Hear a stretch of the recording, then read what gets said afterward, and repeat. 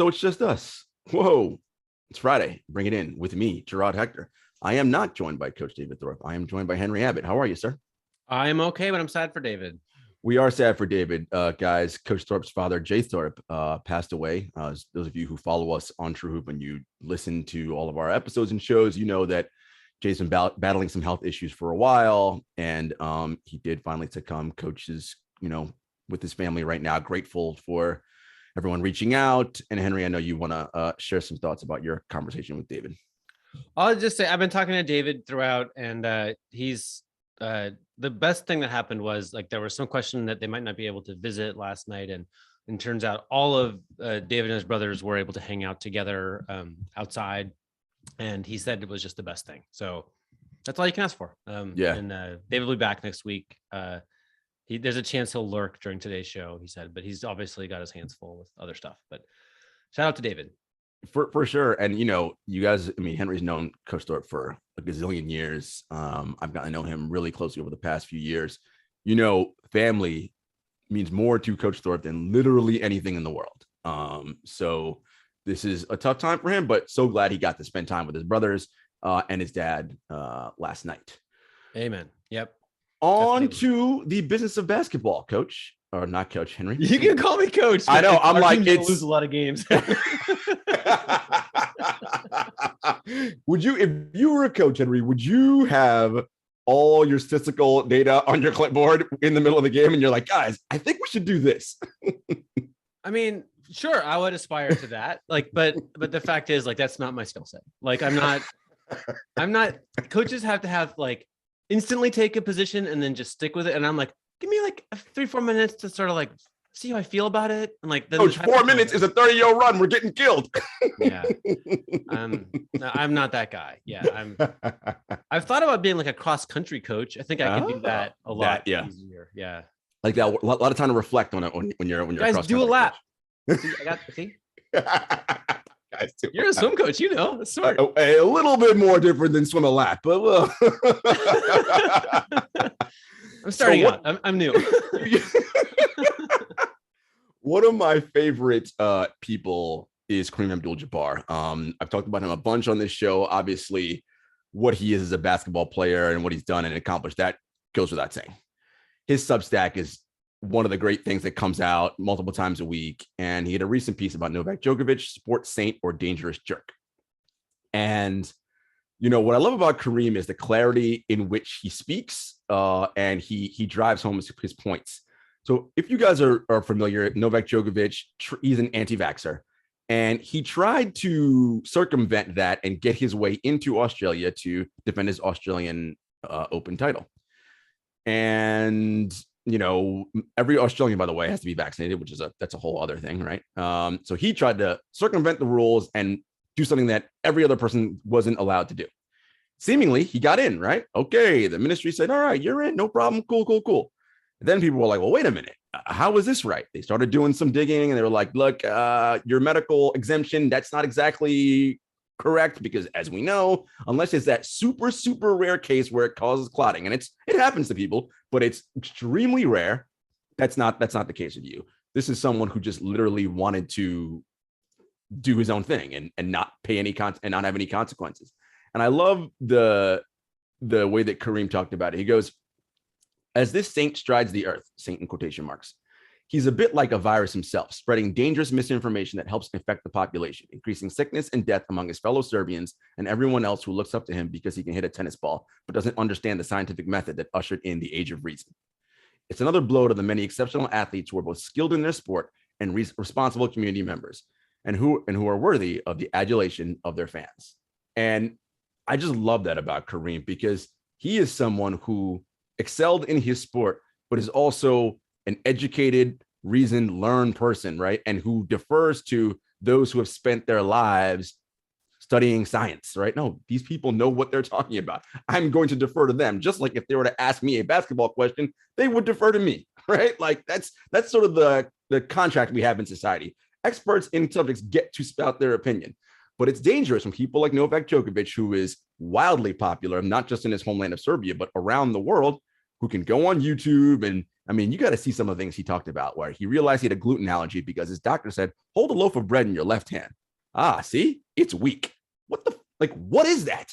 Like, that's not even a thing. But that's the idea there, right? And so anyway, shout out to Kareem Abdul-Jabbar for being super awesome and so clear with and measured with everything he says. You know, is that Showtime show is coming out, right? And I suspect that what we're going to see is like, he's the stick in the mud, right? Like, this is the party and Kareem's the one who's like, are we, come on, I'm not into it, right? And that's kind of his rep. Like, that's like, it might be that he was right all along, right? Like, just keep that in mind as you watch that show, you know, like, and Jeff Pearlman, who was on this show, like, is the author of that book. But Kareem's a little cerebral, and it's usually once you're in the superstar club, you just don't criticize people in the superstar club, right? Like, mostly athletes have athletes' backs, and there's some merit to that, but obviously incorrect in this case. And shout out to Kareem for always being the guy who's willing to say like, not so fast, you know. I love it because and no one's safe, right? LeBron, he will, to your point, Henry, any other superstar athlete, he will call them out. And he has the credentials to do so, right? Because he has walked the walk, right? You look at everything he's done from a civil rights perspective. And now in terms of promoting vaccine health, like he's done his fair share to have the right to say those things. Not to mention, he's also old, and old people, they don't give a shit. So they just stop caring. Yeah, they're like, whatever. Halfway there myself, Jarod. Speaking of Lakers, they had an interesting week. What happened? You tilted your screen. Oh, I think Henry froze. Uh-oh. Oh, you're back. Well, I hear you anyway. We're going to talk about the Lakers. They had a rough week. Frank Vogel on the hot seat. His job is literally on the line. Russell Westbrook got benched late in the fourth quarter of a game against the Pacers, in which they lost. It's a little problematic going on in Lakerland right now, Henry. Yeah. First, let's talk about the Westbrook benching. What were your thoughts on the decision that Vogel made, which was backed by the organization, as reports tell us? Well, it feels to me like LeBron has lost confidence in Russell Westbrook, right? Like, I don't think that the Lakers front office and Frank Vogel go pissing off a co-star of LeBron's just willy-nilly, right? Like, we know where the center of gravity is in the organization. And that, Russell Westbrook's performance this year is not just kind of so-so, right? It's been kind of devastating. Really I got a call sitting on this desk yesterday from a guy who is very close to a bunch of NBA players, and he was saying that he thinks Russell Westbrook's like done. Like, it's going to be hard for him to play anywhere now. I don't know if that's true. It seems a little extreme, but he does make a lot of money. And this is LeBron is feeling the pressure to win now. And the time is short. So my guess is that that's the dynamic here. Is it's about LeBron and Rich Paul. Henry, this is, according to Dunks and Threes, which is one of our favorite metric sites, this is his worst season in terms of impact on a game. Like, he is minus across the board, and it is. This is one of his worst shooting seasons ever. And shooting was never a strength of his in terms of efficiency. And we already know about the defensive woes. And according to that report, the Lakers coaching staff was very clear. When the Pacers come on that high pick and roll, LeVert's going to want to get to his right hand, stop him from going right. That's the plan, right? And as someone who covers the Nets, I can tell you that's the direction you want to go. Make him go the other way. I mean, it isn't like, and Russ has been around and read a million scouting reports. It wasn't like he just doesn't do it, right? He gambles, goes for steals, and then it just stops, and it just creates this pattern effect. And let's talk about the Lakers now, because I know you have a lot. There's talk about what's going on there, who's to blame, and all that. Look, this is the gift and the curse of when you turn your franchise over to LeBron James, right? Yes, you will win a championship. Okay, cool. Lakers won, number 18 or whatever number it was, fantastic. But if your organization does not have the structure and mission and vision and the right people in place, this is now the other side of that, right? You traded away Alex Caruso, Kentavious Caldwell-Pope, Kyle Kuzma, plus defenders to bring back Malik Monk, Carmelo Anthony, Russell Westbrook, all minus defenders. Last year, they were the number one ranked defense in adjusted defensive rating at the end of the regular season. 2 years ago, when they won the title, third. They're 23rd right now, 24th, something like that. I mean, Frank Vogel didn't forget how to coach in 2 years. The roster just cannot guard. And this was LeBron's problem, by the way, in Miami, which is why he left, right? We all know that. Pat Riley was not going to cede control. And like, no, dude, we know what we're doing here. We're good. Okay, you leave. We may be down for a year or two. We'll be back. Oh, look, Miami Heat went to the finals against those same Lakers, and they look back on that track now. The Lakers as an organization, Henry, are not strong enough and don't have the right people in place to either say, hey, we appreciate this title, see ya, or it's our way, and now this is where we are.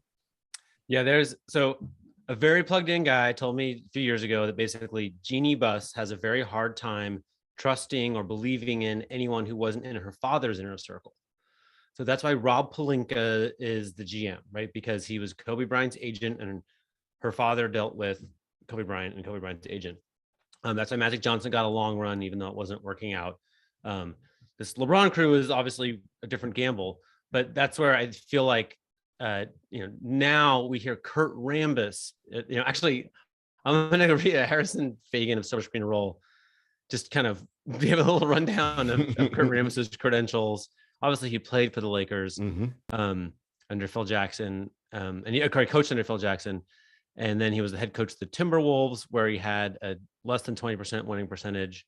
And then he went to New York under Phil Jackson, interim coach with a terrible record. Then there was this little Twitter porn controversy where the poor Knicks spokesperson, Jonathan Zapranowicz, had to say, Kurt did not like those items on his Twitter page. We worked with Twitter to make sure the situation did not happen again.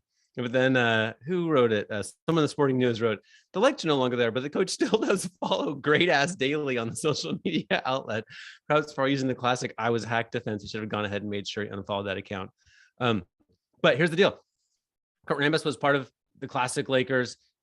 His wife is Jeannie Buss's most trusted advisor and best friend. Like and Kurt Rambis has a point of view that's from 30 years ago that they should be playing all these big men, blah, blah, blah. So, it's a big tension between A, what the evidence shows will actually work best, B, what LeBron James and camp will want, C, like what the family will pay for, because they're not independently wealthy, right? And they are not. They end up being kind of cheap. Luxury tax isn't a big option, right? And then there's just kind of the feelings of the limited cast of characters who get to be heard in the corner office, right? And it's not a stew that ends up with, you need luck and LeBron at his peak to make that coalesce into a champion. Now it's just betting on future good moves, and it's going to take players forcing their way to LA because they want to play with LeBron, which isn't as likely as it used to be because he's older now. Correct. And I think you hit the nail on the head there with the Lakers. They are one of the few ownership groups that, to your point, are not independently wealthy, right? The Lakers are not there. The Buss family are not billionaires, right? This isn't, their tenants, right? The Bombers or the Allens or the Lazary and West Edens. It's not, they don't have billions of dollars. Their money comes from the Lakers. That is their primary business. And to your point, it matters around the edges, right? In terms of front office, when the league had the lockout, they had to let go a bunch of their staff. They're like, we can't afford to pay these people. With Jeannie, it's tough, right? Because Kurt Rambis, Linda is her best friend. And, Linda Rambis is probably a very nice woman. But I'm not sure that she knows exactly what needs to be going on in terms of how we're constructing this, organization and team correctly. And yeah, it's all going to be about free agents forcing their way there in the future. That is their building block, right? Because they're not going to draft well. They're not going to develop. Those things don't happen for them. David Griffin, when they made that Anthony Davis trade, took away all their great young players, right? Players who would be helpful on that roster right about now. Yeah. Even if Anthony Davis comes back and is healthy, that's a big assumption to make, that team's still not good enough, right? Like, they're gonna have to go on a hell of a run to do anything. They were the number 2 favorites at the beginning of the season, according to Vegas, at plus 350 to win the title. 538 has them as a 26% chance of making the playoffs. Right. Right. And this is year 10 of me being like, boy, this LeBron roster doesn't look good enough. And like, it's a stupid position to take, but at some point it's right. Like at some point, like LeBron isn't magic enough, right? Like 8 Father Time's undefeated. Yeah, and this is looking like that year. Yeah, for sure. Judy, can you play that clip of? Is it a video of Russ talking about his bench? Oh no, it's just a story. Okay. Adrian Wojnarowski called Russell Westbrook, and it's not particularly interesting what he said, but he said basically that, like, he's adjusting to a new team, and he's excited to do whatever the team needs him to do, and still dedicated, blah blah blah. But I thought it was mostly interesting that he bothered to explain his point of view. Mm-hmm. It struck me that he didn't normally do that kind of stuff in the past. I wonder, Henry, if that opening up, especially to Woj, Russ is famously someone who doesn't give an inch for anything, and that's part of the reason why he's achieved the heights he has in the NBA. Do you think he's sensing his own mortality and is like, I think this is... Well, I'll say this, like, Sam Hinkie didn't talk to anyone about anything about, how he worked, really, until he sat down for a huge story with Jordan Brenner explaining, like, all this process, which was like 4 days before it was official that he was leaving the team. Like, the schedule's a little off, but basically, like, yeah, I think it's a Hail Mary, right? Yeah. And I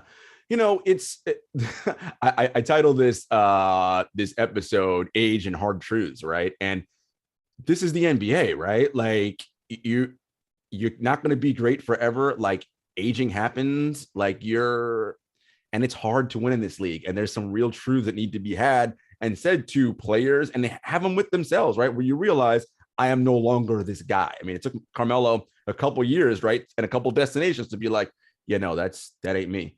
And it's interesting you say that, because in the post game, Anthony Davis was asked a question about Russ, and he was starting to go like, Russ is good. And then he stopped himself and was like, we have to help Russ, right? Because that's the thing. It's the realization of, and I have to imagine, Henry, for an athlete who's at that level, any pro athlete, when it's no longer able to, that's a hard position to be in, right? Like, because this is how you've defined your whole life.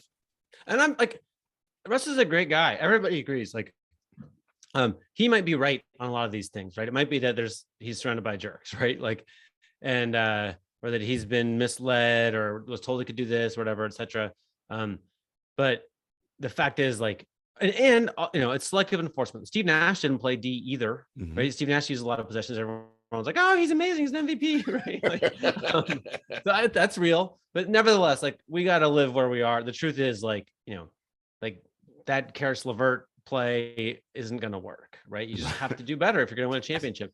Yeah. There's a weird thing that was the big, like, the Dave McMenamin wrote the story that it was about that play. And then I think Tom Haberstroh noted that it was still like 15 plays later they pulled him out. So it's a little like, is that really what happened? Like, I don't know what happened, but or is that what they fed you guys in the media to be like, this is but it's like, but I mean, anyone who watches basketball, I mean, there's a million plays like that from him every game. Like, right. So, I mean, why that one? You could have got him for 10 minutes ago that he did the same thing. Right. So it's the reality is, look, sorry, Lakers fans, it's not happening for you this year. I don't see it, literally, unless AD comes back and he's Giannis when he returns. Which, right. That sure. If he's that, you got a shot, but which could happen. It could, sure. It just seems bad news in Lakerland. Speaking of these same Pacers, they're in California, had a nice little double. They went up to the Bay Area and they beat the Warriors last night. What the hell is going on? The Indiana Pacers. What's happening? They're missing all their stars. Like, yeah. I feel like we're at this stage of the season, Henry, because we're past the halfway point and guys are like, I need a break. Like, I feel like I can see it on so many teams. Like, dudes are like, I'm tired. Like, I need like a couple of weeks off.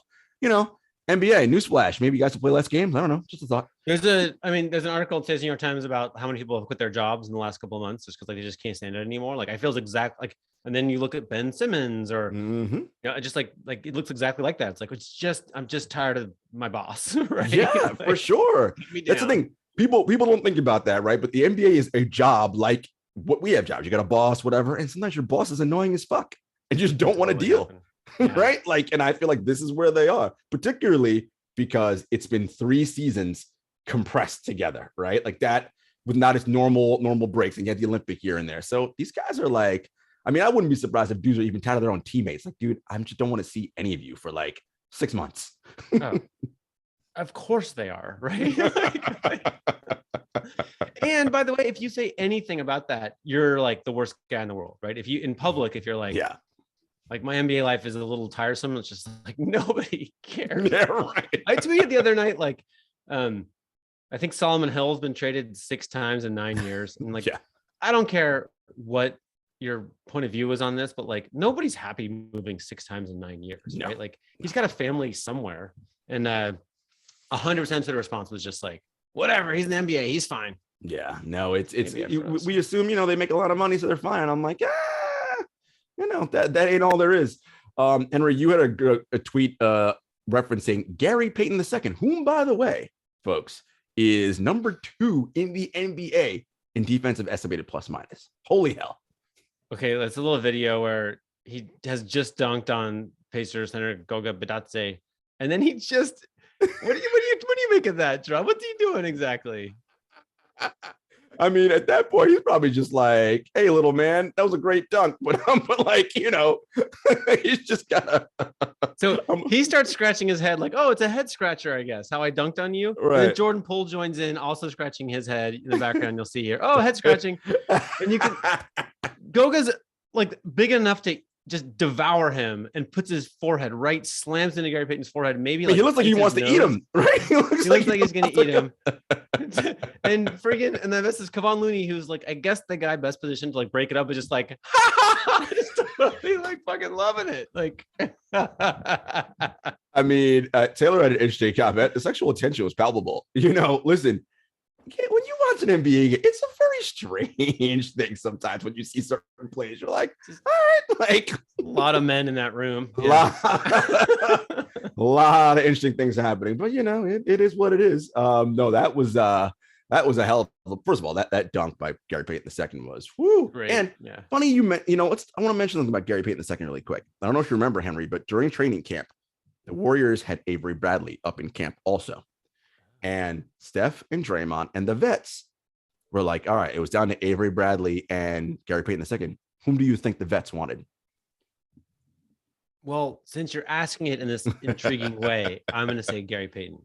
No, they wanted Avery Bradley. Oh, they did? Oh, yes. They were wrong. Yeah. Of course they were wrong. And I'm bringing it up because it goes back to this idea of when you allow stars to be the ones who decide personnel and roster moves, they're going to go with the known commodity. Even though Avery Bradley is well past his defensive prime, which even, by the way, was a little overstated when he was this defensive ace, right?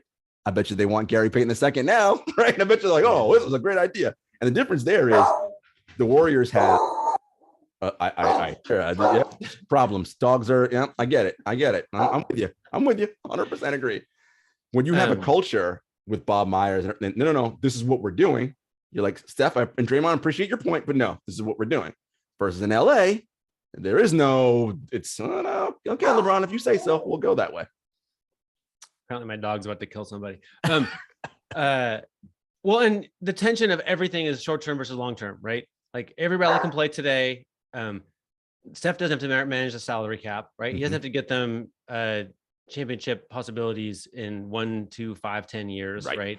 He doesn't have to develop. And also, nobody's thinking, oh, it'll be hilarious when he hammer dunks on the Pacers backup center and then scratches his head. Like that's not their goal, right? Their goal is like, is this gonna hold up the plane? Like is he gonna try to sit in my seat? Like, no, Avery Bradley's gonna fit right in, right? And it's just like simpler and easier. We all do that at work. Are you gonna, if you get this guy, does that mean you get the better desk? Like, that like, this is how we think, right? It's not nothing wrong with it, but you just shouldn't be in charge if those are your priorities. Right? If your priority is having your seat on the plane and the best desk, you should not be in charge of running this whole operation. This is not going to work very well. Yeah. We're going to stay in Warriors land because one of their minority owners had some unfortunate comments this week. Talking about the situation in mainland China. We've talked about mainland China a lot on this show and the atrocities and human rights violations that go on there. By the way, one of the NBA's most prominent owners, the Brooklyn Nets owner, Joe Tsai, has a massively large fortune built in mainland China. Just want to put that out there. No reason, just merely stating that that's what happens, just FYI. And he's been kind of silent on this issue. But Henry, why don't you take it from here? And I know you want to focus more on the Warriors response to, and I can't even pronounce the GM, the owner's name, the co-owner's name. Palihapitiya. There we go. He's like a Silicon Valley. There's a whole backstory about him. He's like a VC investor dude, like, Yeah. Social capital of this company. So he has he's one of 4 members of this podcast of billionaires podcasting, which is like sounds great. Who wants to listen to that? All in.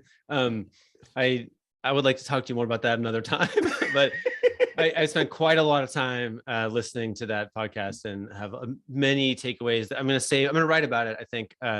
Anyway, so this, he said on the podcast, no dispute here that he doesn't care about the Uyghurs. It's an issue that doesn't raise. He's like, everybody, they all on the podcast go to great lengths to point out that everybody is in favor of human rights. But like for him, he's like, with so many issues in the US and our own incarceration rate. Negative. All right. Oh, hello. But he's like, look, this is not an issue for me. One of the other hosts is like, look, we should all care about human rights. And he's just like, sorry, I'm not doing it. So that got some attention. And then the Warriors released a statement saying, as a limited investor who has no day-to-day operating function with the Warriors, Mr. Palihapitiya does not speak on behalf of our franchise, and his views certainly don't reflect those of our organization. The NBA, meanwhile, said nothing. The Guardian, a bunch of people wrote stories about it. I'll just read you a little background here. This is from The Guardian. For the past 7 years, Xi Jinping's Chinese Communist Party has advanced policies aimed at the Turkic Muslim Uyghur minority in the western Xinjiang region, marginalizing them to the brink of extinction. It's believed that at least 1 million Uyghurs have been arbitrarily detained inside government internment camps. At more than 380 government black sites, Uyghurs have been subject to psychological indoctrination and forced sterilization, while those detained have been coerced to manufacture clothing, face masks, and other products. So my point really is, okay, Warriors, when you say that his views, where he says he doesn't care about that, clearly aren't or what are the word they used? Certainly don't reflect the war. Like, okay, well, lay it out there for me. Yeah, what are your views? Are your views? Yeah, I just leave it there. I just feel like, what are they? What's your position? Like, he has one, and it's exactly in sync with what everybody else is doing, right? Like the NBA is not doing anything, but I think we all know what's happening, right? Is like they're just powerful people you don't want to piss off. He said the quiet part out loud, of course, because he can, right? When you're a billionaire, you can do that. And we know what the NBA's position is on China. Like, publicly, we're not down with any human rights violations, but China impacts our bottom line severely. So we really can't say too much more beyond that. Right. And they actually can't even say anything about human rights, because when the whole Daryl Morey situation happened, right, they were like, we got to moonwalk away from this thing. I mean, they're literally like, I will bet that they will not say anything about the Uyghur situation ever, which means they're indistinguishable from not caring about the Uyghurs, which means that they do share his views. Yeah, right. For sure. Like, like in a way, I felt like he articulated the NBA's position crystal clear, accurately, or prove me wrong. If that's not your position, prove me wrong. Well, we know that's not going to happen. So, and look, it is, anytime you are involved in anything that's multi-billions of dollars, and this is the price for that level of wealth, right? I say it on the show all the time. Nobody, that kind of money does not accumulate, transact, move, whatever, without bad shit happening behind the scenes. It just doesn't. That's just how it goes. It seems like you're right? But like, it's still, it does work that way. But like, once you're watching an hour and a half of a podcast with 4 billionaires, it's like you each are capable of doing better. 100%. 1,000% they can do better. Why? Why? It's because I want to have my 400,000 whatever square foot mega yacht. That's why. These are the reasons I want to have all the nice things. And so, okay, well, price to pay for that, my friends. Not just money. Yeah, it makes a terrible podcast. And the thing is, right, like when you make a statement like that, people always ask, how do those people sleep at night? I go, oh, they sleep very well. They sleep quite well at night because they're able to disassociate themselves from whatever those things are. Because it's like, oh, well, I'm not doing anything. Like, that's not me. There's a part, so they talk about human rights for like 50, I would guess, very sort of stressful minutes, and then they move on. And one of the like hilarious things is like one of the billionaires keeps like a staff of comedy writers on retainer for roasts, which is amazing. And it's like a joke, but it's real. So then he reads the hilarious roasts that like he sort of is careful to make sure that he gets credit for like a lot of the jokes. Well, he reads off the jokes, and yeah, Rob, good joke. I don't think that dude has a staff for that particular text. But one of the jokes is like a Bill Cosby Quaalude joke. It's like, what is? And they're just losing their mind. I'm like, what is? Anyway. I mean, guys, you and Henry, you've done enough research, David, digging into the lives of these uber wealthy people, these billionaires. If you've ever been around rooms with them, the conversations these people have, you're like, holy hell. Like, it's just, they live somewhere else, like not on Earth, not like, it's a whole different place. And it's strange, man. Very, very strange. I'll leave it there. So our friend Daryl Morey, Henry, he's out there. He talked a lot. He was on the Mike Missanelli Show in Philly talking about the Joel Embiid season and the Ben Simmons situation, etc. By the way, if you had to vote today, Henry, first team, I mean, I know what you're going to do, but I think it's a little more complicated than that. You had to pick the center for the first team All NBA. Who you going with, Jokic or Embiid? I guess today Jokic, because of the body of work. Embiid's been this guy since January 1st, and it's not that long. Did you see yesterday? I think StatMuse shared like basically Jokic is better in every category. But at the same time, we published a story on Monday about like, oh my gosh, Joel Embiid's amazing, and inarguable. And really quick on Jokic, I mean, when he's not on the floor, that's a G League team. Like the fact that they're 3 games above 500 is incredible.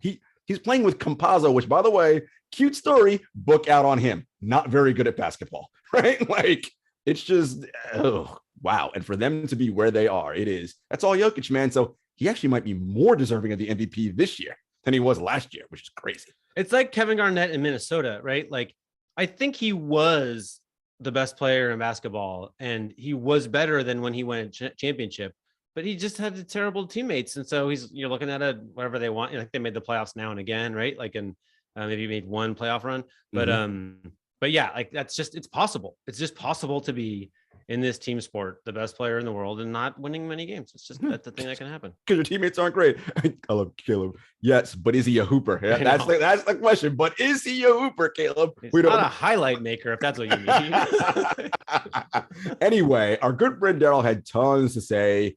Now he's kind of backtracking a little bit, saying, well, as good as Joel's playing right now, I may not need to get another impact player. Maybe somebody else will be helpful. And the overarching question, Henry, that I have for you is, with Joel Embiid playing the way he is, and with what we know about injuries and just luck and the nature of this, you cannot waste a prime MVP season of this dude. Because, I mean, I'm not saying this, so nobody come after me. This could be the best season that Joel Embiid ever has in his career after this. And it's never as good going forward, right? That is very possible, given injury history, given anything that can happen.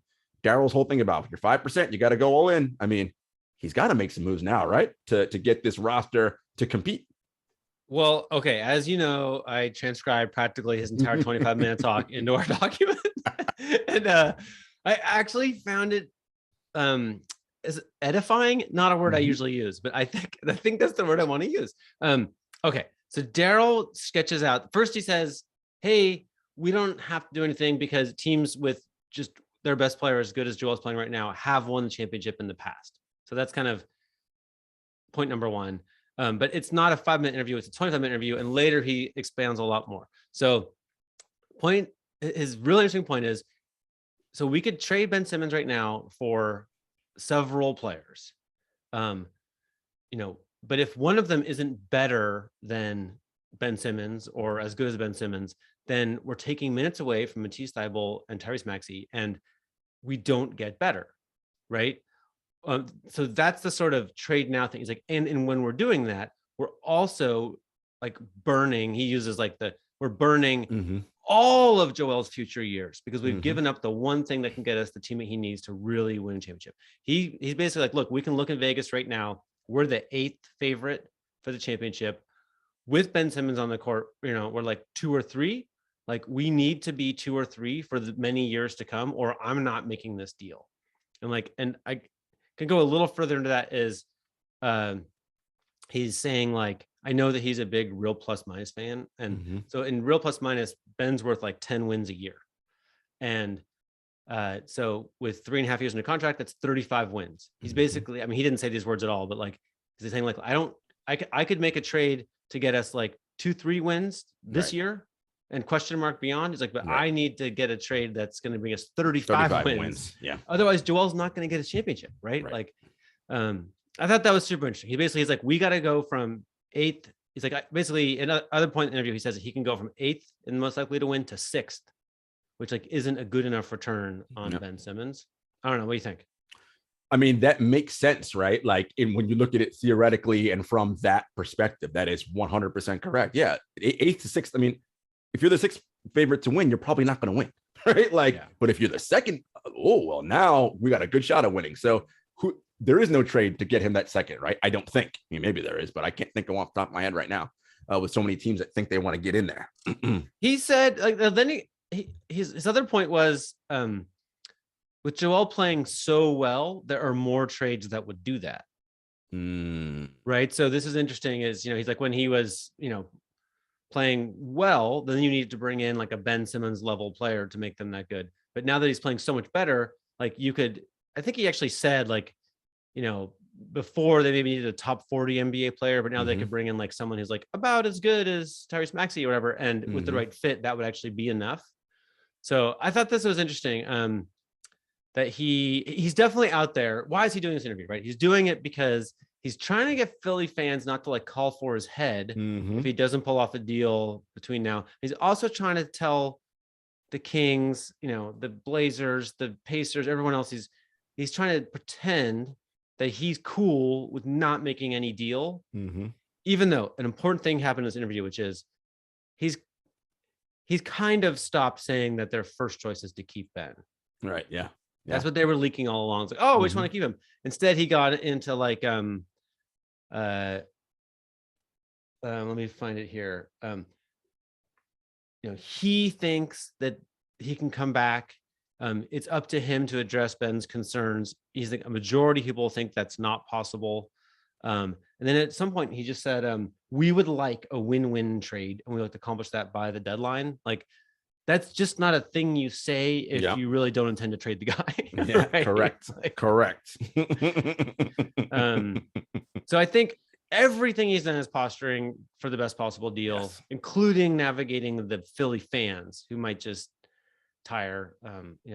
Everybody always wants the short-term fix, and the smart GMs are always just trying to be like, guys, just like long term. Let's not think about just today, right? Yeah, we got to you want to give, as Coach Thorpe says, and we agree with this positioning, give yourself as many bites at the apple as possible, right? Like we want to do this for the next 5 years, because what's Embiid now? 26?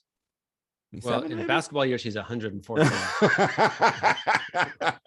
So assuming no other health risk, it's another 5 years like this for him. Like, but I can't assume that. I don't know what the hell's going to happen, right? Like, I'm worried about next week. Right. I mean, who knows, right? Like what's going to happen, but it is interesting. And you have the Tobias Harris situation. I mean, look, I guess what they could do this year is, because Embiid's playing so well, can we get just more shooting around him? Yeah, we're keeping Thybulle and Maxey, of course, not getting rid of those guys. What can we do with Tobias Harris? I mean, who wants that contract? I don't know if a lot of people do. That's one. Yeah, I do think he's making a good point here that like Thybulle and Maxey will sit for whoever they get at the position. Oh, also it became super clear he's looking for a guard. Like, oh yeah. That makes intuitive sense. But if they're trying to trade Tobias too, maybe they get some. There were other stories out there. Some pick and roll partner for Embiid, right? Like, and he flat out said, they asked him about this Kings rumor, and after, I didn't know if you could say this or not, but Daryl said the phrase ball sack several times.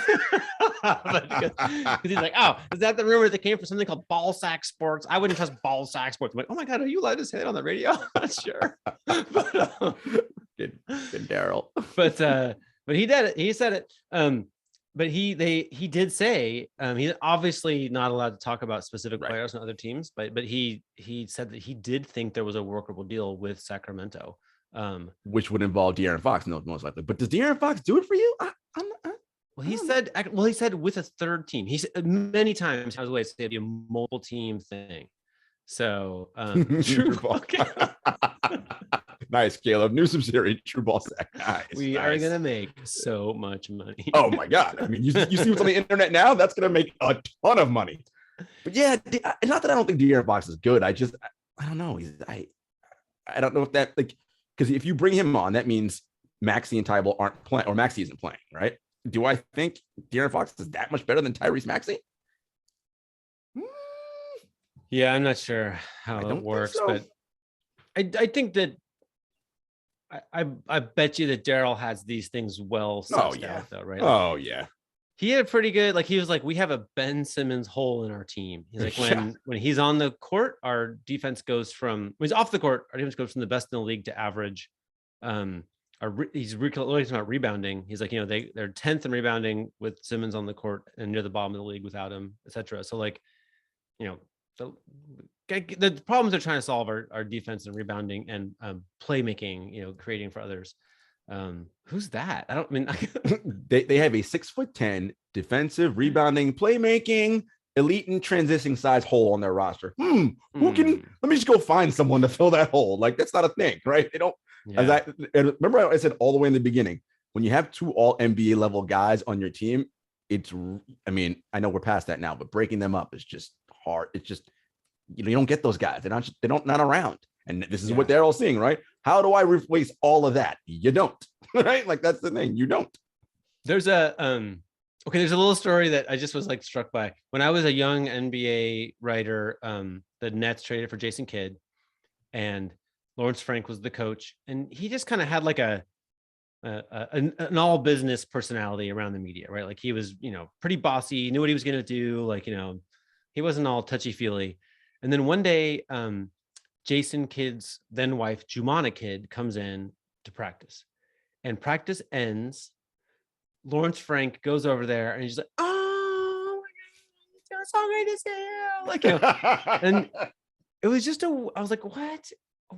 Like, I guess it's not surprising Lawrence Frank, like, can be, like, not just nice, but like fawning. But it just became very clear that, like, oh, like he needs the Kidd family to drive away in their SUV saying, what a great guy Lawrence Frank is, or else he might not have a job. And that's how you keep your job, right? It just became it was the most kind of operator thing I'd seen at that point in my young NBA career.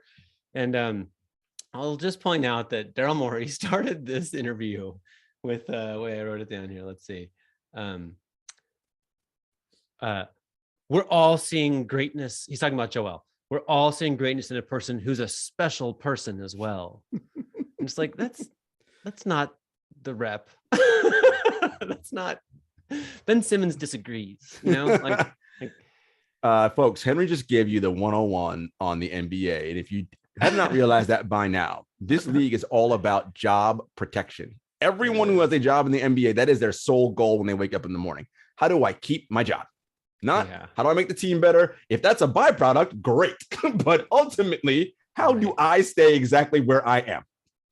The careers are just too good for all this team shit to get in the way. Exactly. Too many good things happening around here for me to get all screwed up by this other not important basketball stuff.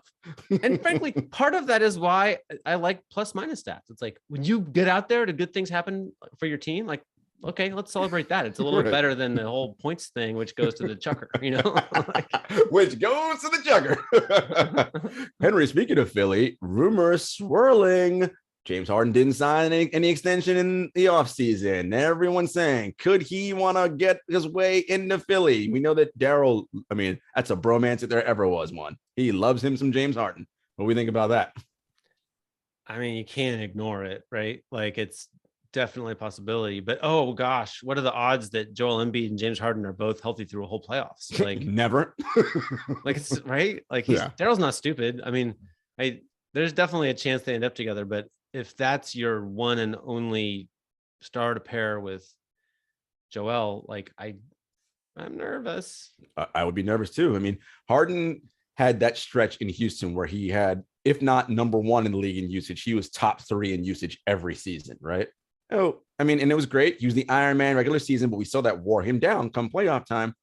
That has a tax and a toll eventually, right? And we know that Harden isn't necessarily a gym rat, right? Not in the terms of, yes, he's a basketball gym rat. In terms of body working out and that thing, that's not what he specializes and prioritizes his time doing.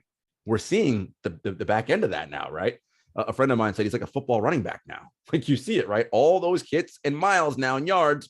Well, at 31, 32, we're seeing it now, right? And to again pair that up with your 27-year-old big man who already, right, has an injury history, the odds of that working out well, not high. We talked about it on Monday, right? You know, injuries are the reason why this Nets thing isn't working, right? Like that's, and when you have every player over 30 who's had some kind of thing in their career, it's only going to get worse as they age. They don't get less injured. So, you know, bad move, I think.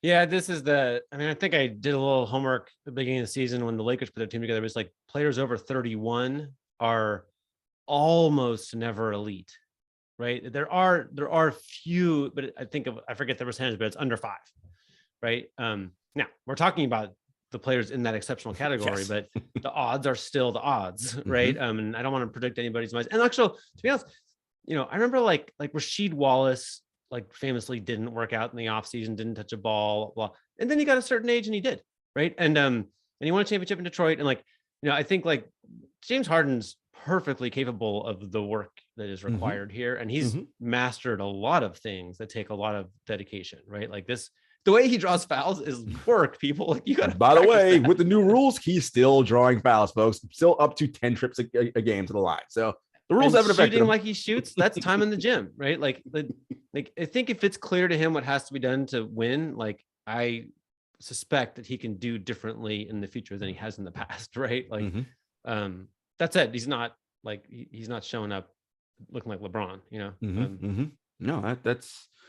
And injuries are kind of the where we are right now. As we said it in our group chat, that injuries are going to, as they do every year, in some form or fashion, end up deciding this whole thing. We just learned Lonzo Ball is going to be out for 6 to 8 weeks with arthroscopic surgery on a meniscus tear. And the Bulls, number 1 in the East, we're like, oh, they're ready to roll. So now it's like, if you're Arturas and the front office there, crap, what do we do? Right? Like, again, we have one of our men now. Levine was already hurt as well in the injury, but no surgery for him. You got Levine, Caruso, you got some young guys that are like, you know, important, but you got an older guy in DeRozan who's over that 30 age, right? And it's like, how many more these kind of years are we going to get from DeMar DeRozan, right? Like so now what do I do if I'm the Bulls front office? Shit, do I have to make a move now? Does this bring us back down? Where, you know, if you're Chicago, what are you thinking?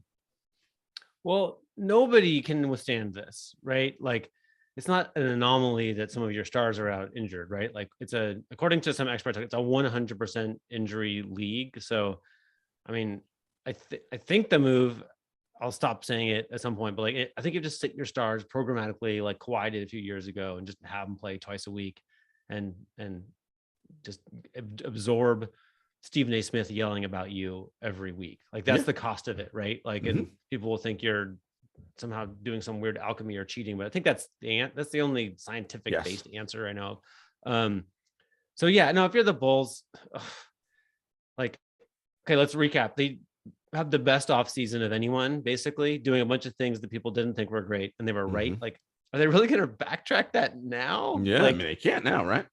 I mean, even just for like Arturas Karnisovas's like own view of his own work, doesn't he have to stick with?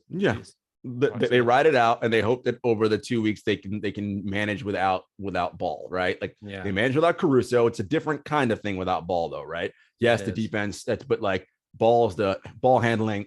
Ball is the ball handling. See what I did there? Playmaking, right? Like that's the piece that is, you know. And now what do you do? Put Kobe White in that spot? Like it's, you know, because every time an injury happens, we know it now brings someone else up into a level where they have to do more than they're probably capable of. Or if you can find fool's gold or actual gold, oh, you are capable of this all along, right? And now we can see what you have. Right.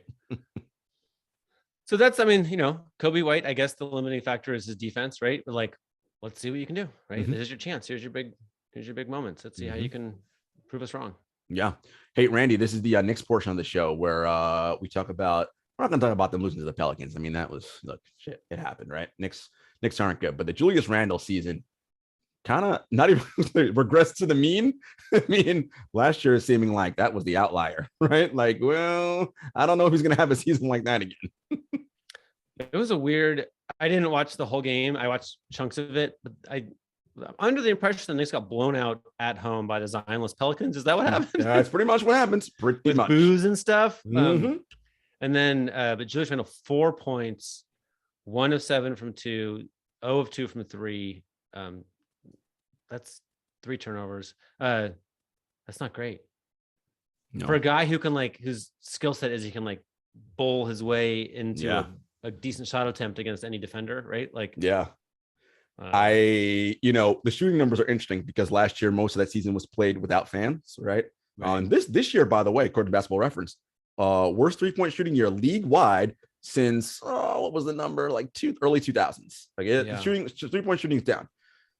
Look, the Knicks need to, in my opinion, the offense has got to move away from Julius Randle centric, obviously into something more like sharing and getting everyone else involved. But I think RJ Barrett needs to be the number one option now. I think that's that's the future. That's what the league is, right? 6'7", 6'8" wings that can shoot. Gets that to me is where they need to go. And Randle can still be extremely effective, but I think we've seen, solo Randle or heliocentric Randle, what that does. And they did so Greg Popovich would just burn a gazillion regular season possessions with post-ups, right? Not because he thought it was the greatest thing in the world, because you have to get through the season and get a bunch of halfway decent attempts somehow. And that was, so I could see an argument. Julius Randle might be on some title winning team for a principle like that, right? But yeah, obviously you'd rather be the Warriors, right? In which case you wouldn't run the offense through. Did you happen to catch the Suns Mavericks game at all yesterday? I saw the YouTube 10-minute version of it. Yeah. God, the Suns are so good at executing down the stretch. Chris Paul's a big reason why, right? It was about to be the Mavericks most exciting win, and then it was just oh, it's not even close. There's no crunch time. Sorry. Yeah. Their ability in crunch time is incredible, and a lot of that, was that Suns defense ratcheting things up, but Luka and turnovers. Coach Thorpe and I talked about that. You noticed turnovers in that game from him. Yeah, I just, David wrote that the difference between extreme confidence and sloppy arrogance is not a fine line, but Luka has crossed it anyway. At that time, he'd been out since September 10th with an ankle issue and is due back soon. He's had plenty of time to study film. It'll quickly be clear upon his return if he has made any adjustments. So it's 10 games back. I just looked it up this morning. When David wrote that, Luka was turning it over 12.4 times per 100 possessions in the 10 games since. 33. These are percentages. Times per 100 possessions. 33, 12, 21, 14, 19, 20, 4, 8, 12, and then last night 22. He had 8 turnovers. So I don't know what Luka's thinking, but it seems like he's not that worried about turning the ball over. I mean, when you're a high usage guy like him, you're going to have turnovers, right? That's obvious. But I think it's the kind of turnovers, right? It's alarming to Coach Thorpe. And, when you're watching, sometimes it's dude, do you have a plan? What? You're up in the air and you're just pissing the ball away. It's sort of, and it's sort of the opposite. It's interesting because I have a question to ask you. Sort of the opposite of what Chris Paul does. Last year, when the Suns were making their run, there were all those stats that kept coming up about how Chris Paul has all these high double-digit assist games, but no turnovers. And Isaiah Thomas, Zeke, not little IT, the one who was actually awesome at basketball, said, I see Chris Paul in these 2-digit assist games and no turnovers. What that says to me is he doesn't take enough chances. And maybe that's why he's not winning titles. And I'm like, I don't know if it's that simple. And again, far be it for me to criticize Zeke, who is, one of the all-time great players. I was like, I don't know if it's that. I just think that he just knows what he's doing, right? And he plays the game within his abilities and limits and doesn't try to do more than is necessary. He values the basketball in that way. Yeah, I'm prepared to believe that it's just not good to worry about that when you're operating in such a fast-paced environment and just like play free and go be confident. And like they say about LaMelo and everybody too, is just it's like Jason Kidd is Luka's coach, and he would always say basically like he just wasn't as a player, like he was always high in turnovers, and he was like, I'm just not going to worry about that. And it might be a good mindset, but obviously every turnover is super costly. So, is there a way to get those brilliant plays without just firing the ball into someone's knees or, and I guess to me, it probably comes down to like risk reward, right? In the story David did, there's, there are plays where he's like, even if the dude catches it, your team isn't any better off, right? Yeah. It's just, you're firing a baseball pass at the far sideline. It's like, well, even if it gets there, our likelihood of scoring hasn't gone up at all. Like, I think you can be Luka and play freely and just be a little smarter about make the crazy baseball pass for a bucket, but just don't. I'm with you 100% on that. And Henry, as we're wrapping here, I don't know if you heard this, but this trade suggests as much. The Nuggets think they might be healthy come playoff time. And I don't mean just Jamal Murray healthy. There's whispers that Michael Porter Jr. could potentially be back for a playoff run. What do you think of that? I mean, whatever their doctors think, man, like it would be amazing, right? America would be very excited about team COVID recovery, ACLs, backs, whatever, patching it together like a war movie, but yeah, I guess that is important at the trade deadline, right? Like, do they make a move betting that all those guys are coming back or not? I'd be interested to see what happens. My only fear for that is that yes, that may well be true. How much did they burn Nikola Jokic out getting to the playoffs? That by the time the postseason starts, because he's playing every game, guys, I don't have another level to get up to. Like, I'm gassed playing all 82 games.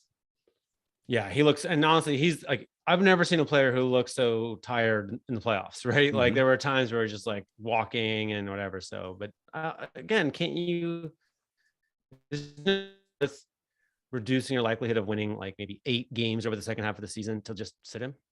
I agree. Instead of winning 4 of them, you'll win 3 of them or something, right? Yeah, like, it makes perfect sense to me. Fine. Yeah. All right, we always close the show, Henry, with top 5s. Do you have in your mind a quiz?